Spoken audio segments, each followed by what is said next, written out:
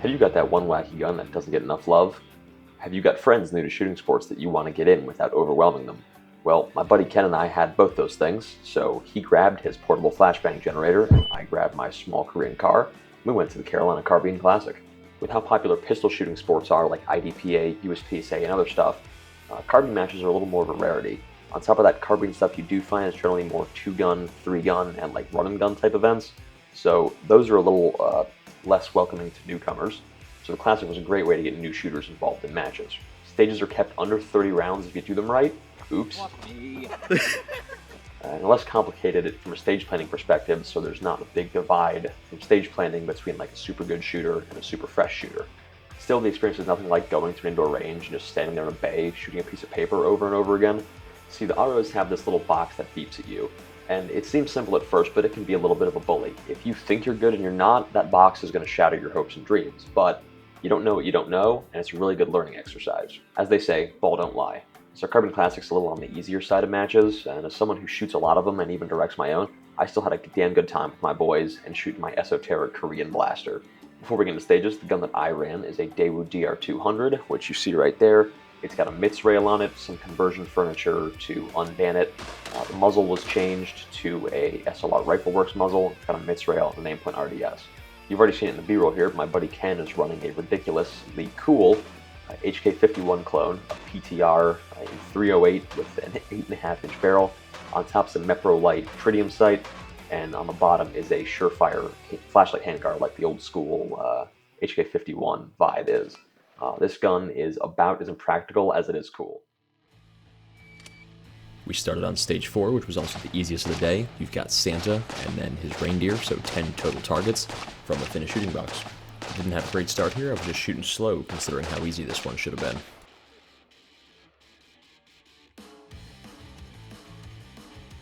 Stage 5 was similar. You've got a single fixed position to shoot from. You activate a swinger on start, shoot that first, and then go to an array of headshots. Everything on this stage was headshots only.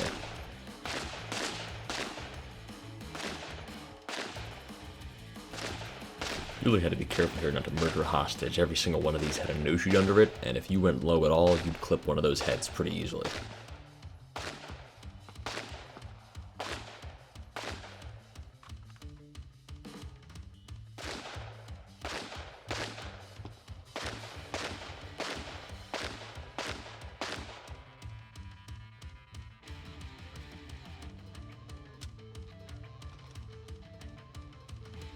Stage 6 was a seated unloaded start. You load your gun on buzzer, and then engage targets from the 3 different windows and a doorway. You had to be through the windows, and you had to use all of them. You couldn't shoot everything from a single position if you could see them.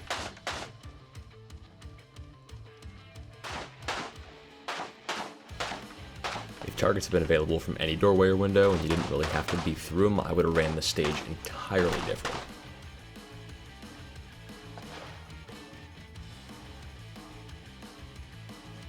Stage 7 was my favorite and also my first stage win of the day. To start, you clear some paper and then go to a specific box and do a drop mag target to ensure your gun is clear, to then proceed up the stairs and clear 4 pieces of steel at about 100-120 yards, left to right twice.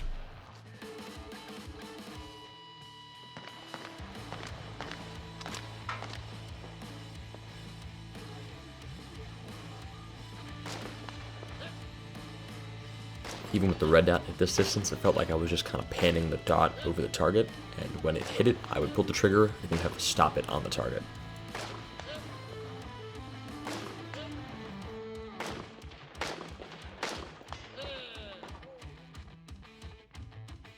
And stage 1 is where I threw away my first place finish.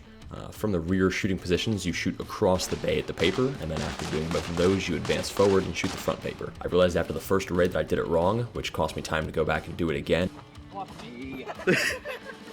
And it cost me a reload at the very last box. That was unnecessary. Yikes. There goes the match, boys. I got pretty lucky here, honestly, because this has a lot of open targets and they're not very far away. I planned to not have a second mag on me, but I ended up just grabbing a partial, and that saved me from getting a bunch of misses there in the end. Stage 2 was shot from the seated, which I haven't done much, but it was clear 6 paper and then advance on the steel. You've got 5 little poppers that you have to do twice each, no specific order.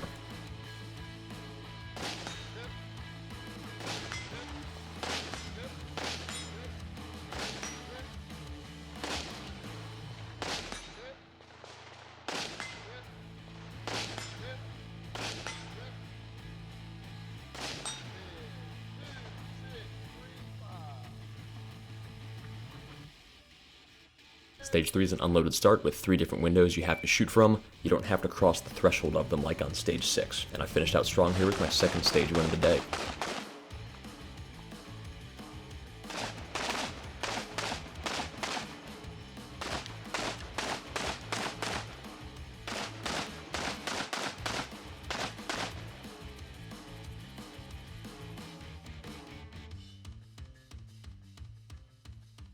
All in all, we had a pretty good day. Even though the match is designed to be just a little bit easier, there's still some heat on the field.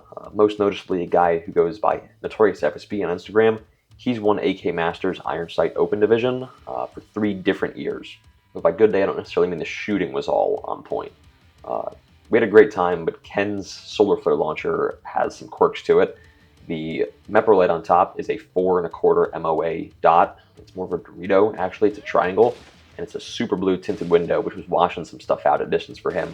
Also, he can't know the brightness on the Mepro light, so if it's set incorrectly due to how much light is coming in, he's kind of screwed. With the stages being designed to be just under 30 rounds, the 20-round mags weren't really doing him any favors. And with makeup shots, he sometimes even had to do 2 reloads, which just tanked his time, especially on some of the more standard deliver stages where you stood there and just blasted an array. I fared a little better, taking 2nd out of 47 overall, but I'm pretty pissed at myself because I just had a giant stage failure on 1, going on autopilot, messing up that whole stage, and that cost me 1st place in the match, so I'm really not happy with myself there, but still had a great time, still shot pretty good. I didn't post up any footage of the new guys that we brought out, but they did pretty good, they all had a great time, so mission accomplished there. I shoot a lot and direct my own matches, but I still walk away every time doing something like this with a new lesson. All in all, I think every gun owner should go test their skills against the bully beeping box, especially if you think you're good. You'll find out pretty quickly if you're not actually as good as you think you are. You don't know what you don't know until you fumble on the clock. On top of that, there's just a lot of good community to be had, good people to talk to, good shooters to learn from, all around.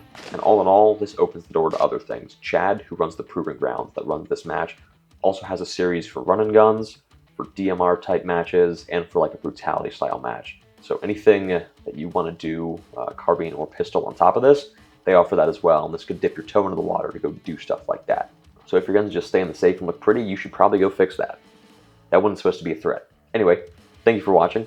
I have been Cody. You can hit me up on Instagram right here. And as always, take it easy.